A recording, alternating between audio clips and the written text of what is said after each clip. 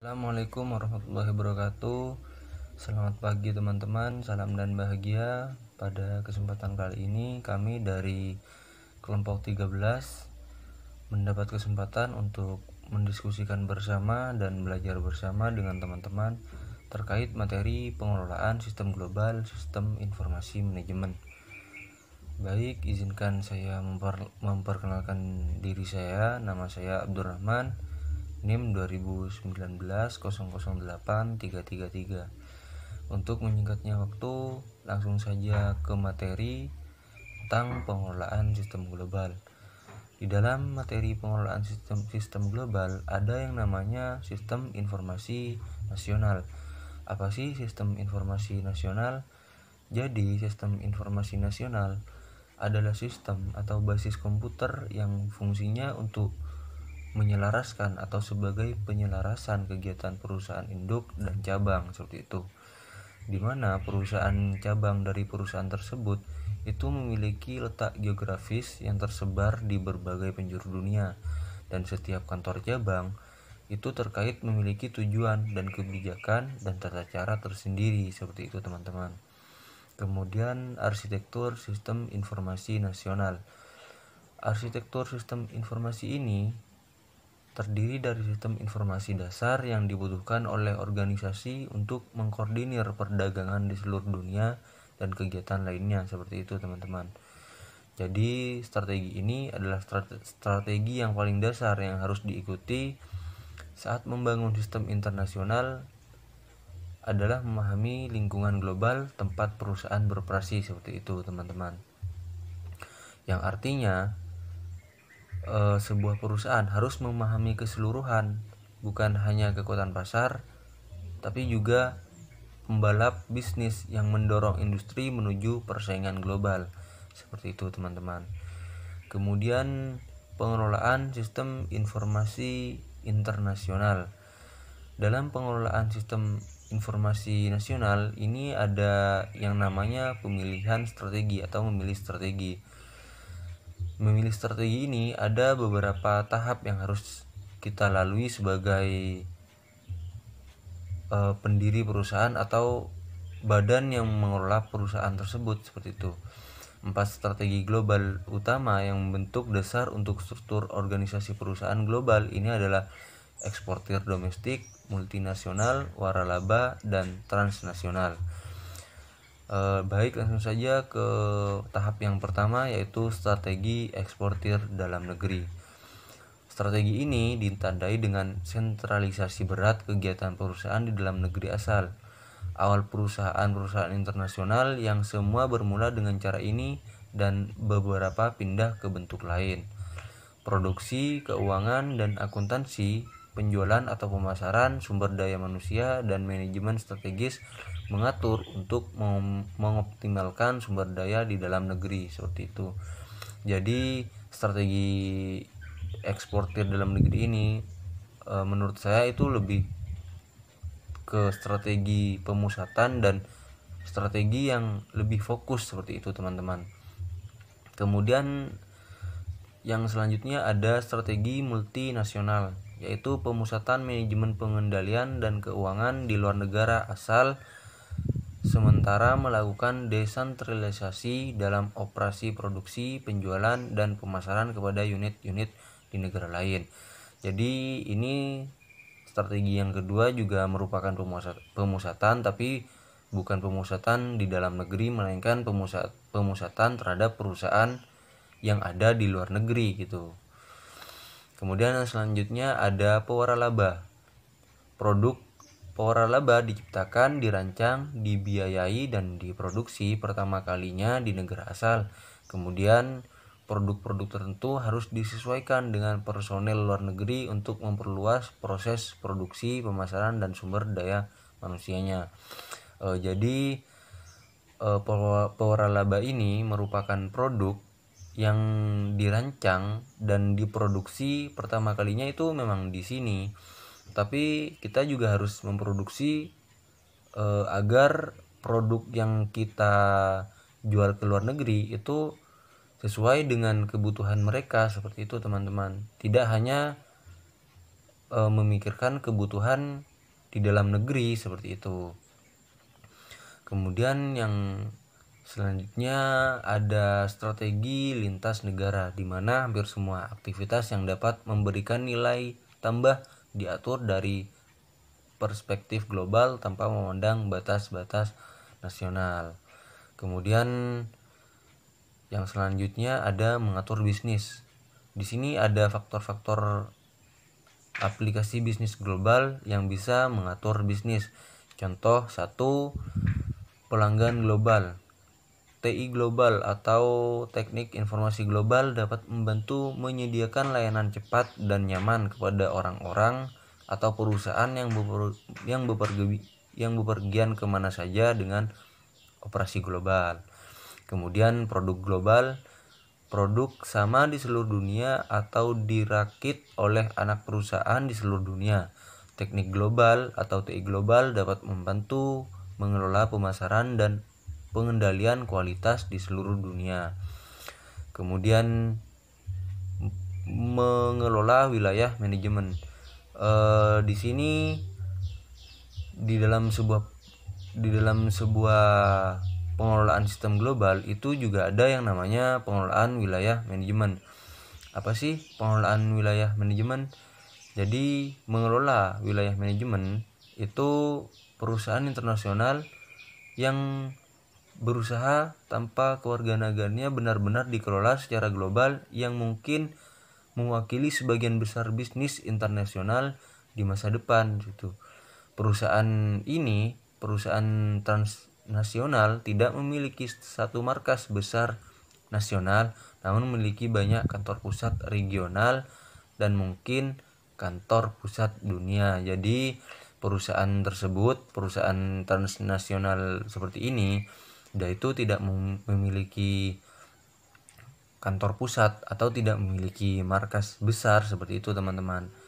Tapi juga tidak menutup kemungkinan dari perusahaan ini untuk memiliki banyak kantor pusat regional, yang artinya terdapat banyak kantor pusat seperti itu teman-teman. Mungkin slide selanjutnya akan dilanjutkan oleh saudara saya Armianus Randing.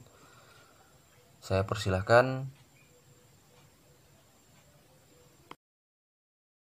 Dan langsung saja, materi yang saya bahas itu berkaitan dengan teknologi informasi dan perbaikan telekomunikasi global.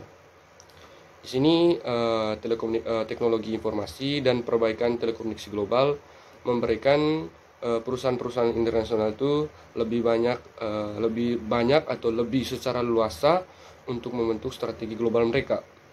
Berkaitan dengan konfigurasi, manajemen, dan juga pengembangan sistem cenderung mengikuti strategi global yang telah ditentukan atau telah dipilih. Dengan sistem yang dimaksud, di berbagai kegiatan terlibat dalam membangun dan juga sistem informasi operasi, konsepsi dan keselarasan dengan rencana strategi bisnis, pengembangan sistem, dan juga operasi yang sedang berlangsung, dan juga melakukan pemeliharaan. Dan bagian berikutnya saya akan menjelaskan berkaitan dengan sistem-sistem penyelesaian dalam sistem global. Yang pertama itu sistem terpusat. Sistem terpusat di sini berkaitan dengan melakukan pengembangan dan juga beroperasi yang benar-benar terjadi dalam atas dasar dalam sebuah perusahaan, di mana sistem terpusat ini berkaitan dengan bisnis itu harus sesuai apa yang telah ditentukan oleh perusahaan pusat. Dan yang berikutnya itu sistem yang digandakan. Sistem yang digandakan berkaitan mereka yang dimana pembangunan itu terjadi di dasar rumah. Di dalam hal ini bukan berarti sebuah kegiatan atau operasinya itu dilakukan dalam rumah, tetapi perusahaan perlu menyerahkan di pihak otonom di lokasi asing. Atau yang berikutnya itu sistem desentralisasi, yaitu mereka yang setiap unit asing desain yang mempunyai solusi yang unik atau terkesan dan juga mempunyai sistem yang bisa mempengaruhi dalam bisnis tersebut. Di sini juga sistem jaringan adalah berkaitan dengan pengembangan sistem dan juga operasi yang terjadi secara terpadu dan juga terkoordinasi di seluruh atau di setiap unit.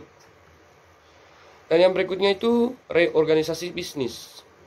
Untuk mengembangkan perusahaan dan sistem informasi struktur perlu adanya dukungan global, di mana di sini menjelaskan bagaimana atau adanya prinsip-prinsip akan supaya terjadinya atau terlaksananya sebuah bisnis. Maka di sini perusahaan perlu menerapkan berbagai prinsip. Yang pertama itu prinsip yang bersifat mengatur. Dalam hal ini perusahaan harus mempunyai nilai tambah atau mempunyai kegiatan tambah sepanjang garis keunggulan komparatif. Dan perusahaan juga harus melakukan pengecekan atau harus mengawasi dalam segi produksi, keuangan, sumber daya manusia, dan sistem informasi. Dalam hal ini dengan tujuan agar terciptanya bagi perusahaan untuk mengembangkan perusahaan dalam segi sistem informasi. Dan bagian yang berikutnya itu perlu adanya pengembangan dan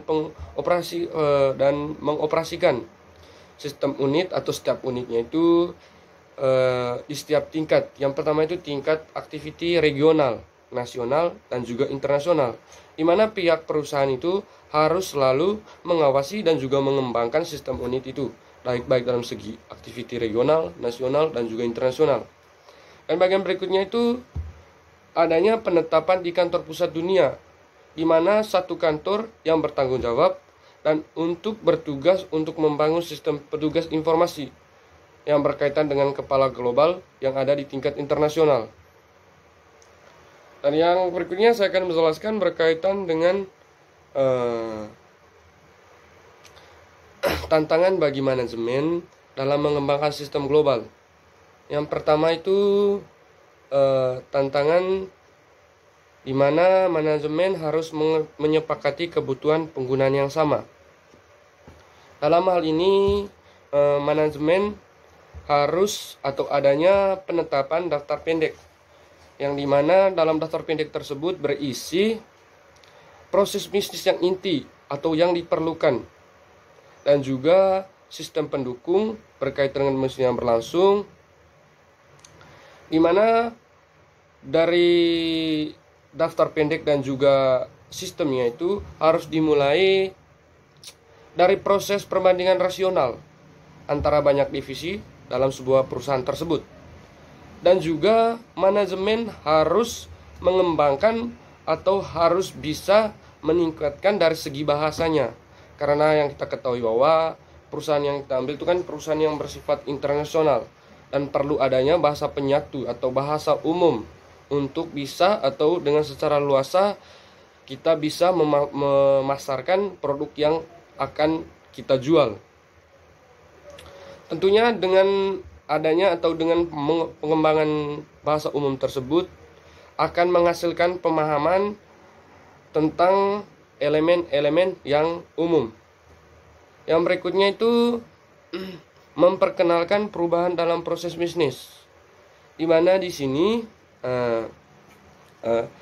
pihak manajemen harus bisa memperkenalkan perubahan dalam proses bisnis, dan juga adanya manajemen harus membawa perubahan dalam proses bisnis tersebut, karena keberhasilan sebagai agen perubahan bergantung pada legitimasi, di mana kekuatan yang dasar dari yang sebenarnya itu dan kemampuan untuk melibatkan pengguna dalam proses perancangan perubahan, di mana yang saya sebutkan tadi bahwa legitimasi ini didefinisikan sebagai sejauh mana wewenang yang diterima berdasarkan kompetisi, visi, atau kualitas lainnya.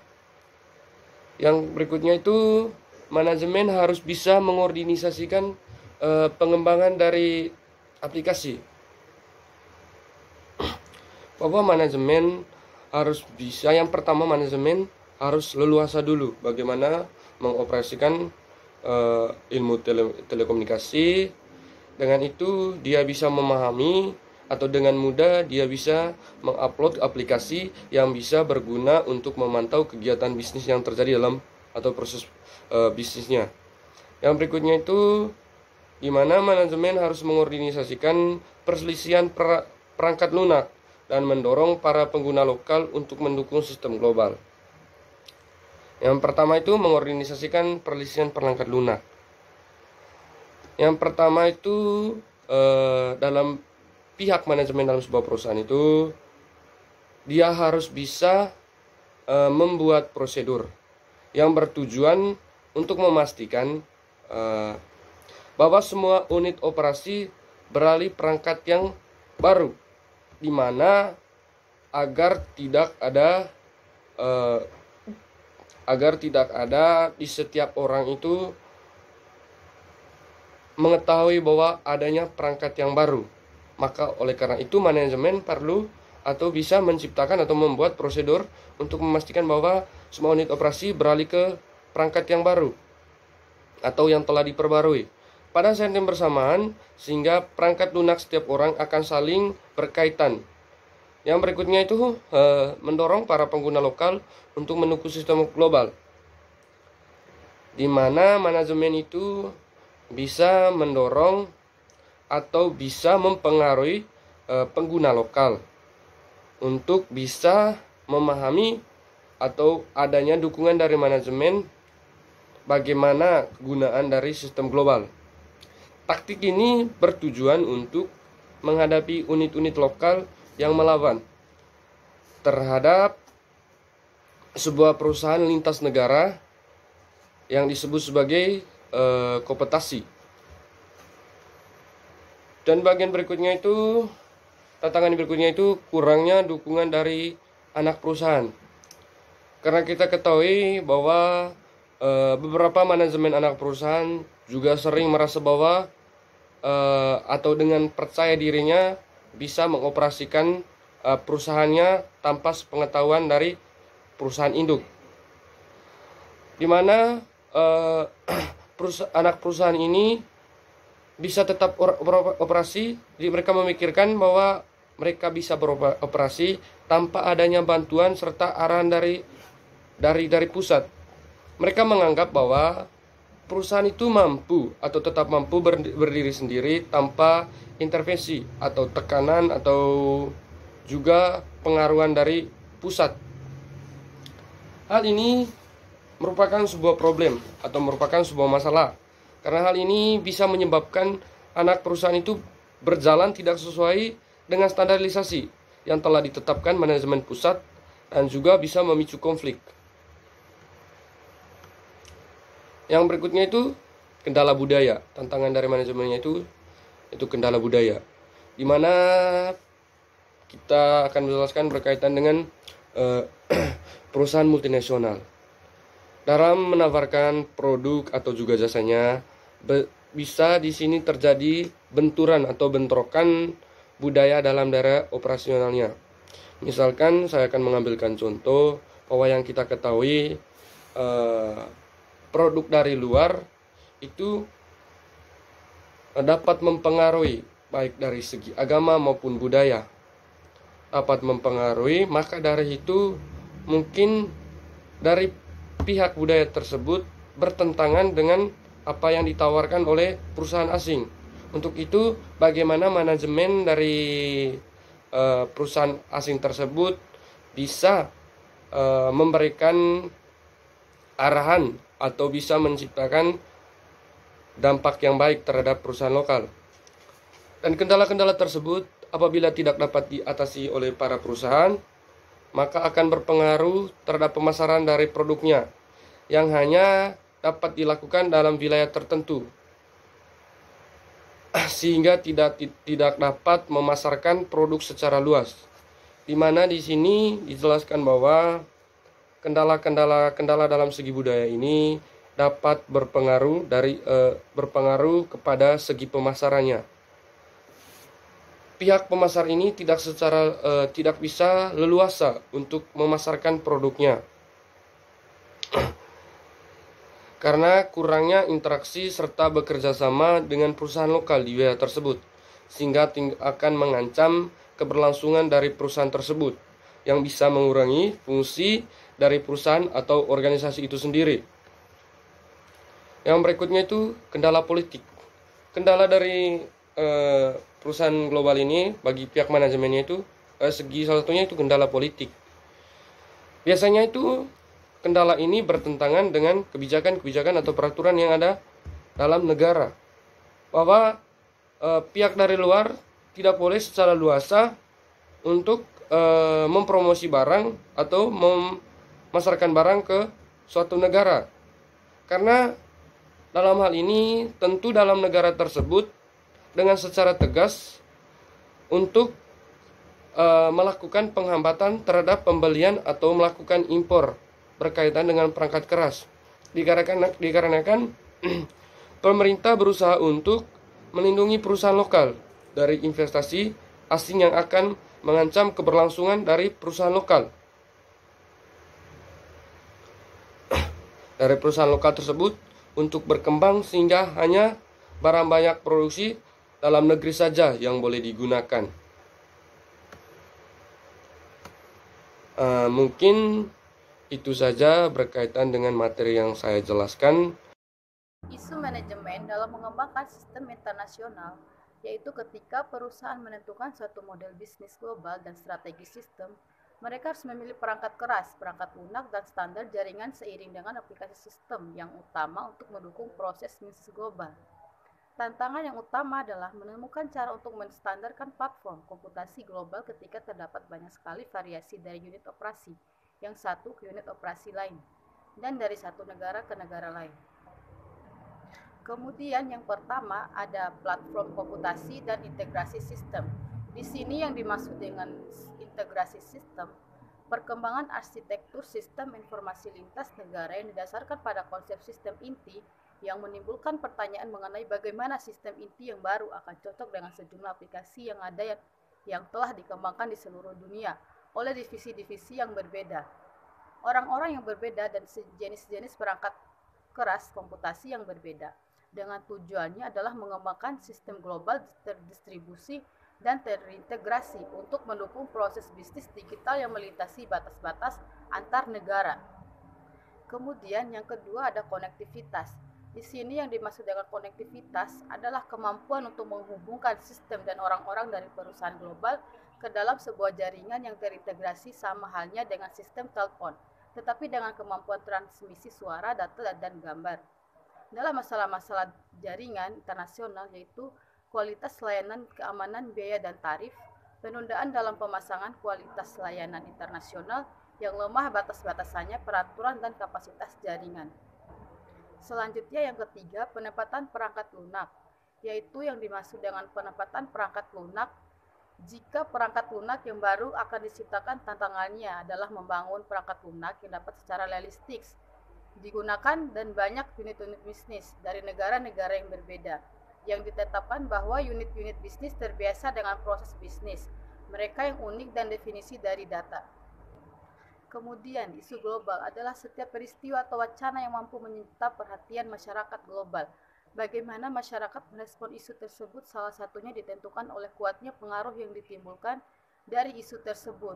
Kemudian setelah perusahaan mendefinisikan model bisnis global dan strategi sistem, perusahaan harus memilih peranti keras, peranti lunak, dan standar jaringan, bersama dengan berbagai aplikasi sistem yang terpenting untuk mendukung proses bisnis global. Baik, mungkin barangkali cuma itu saja yang dapat kami sampaikan terkait materi pengelolaan sistem global. Kurang dan lebihnya kami selaku pemateri mohon maaf yang sebesar-besarnya. Jangan lupa untuk meninggalkan like, komen, dan subscribe untuk membantu channel ini. Terima kasih. Wassalamualaikum warahmatullahi wabarakatuh.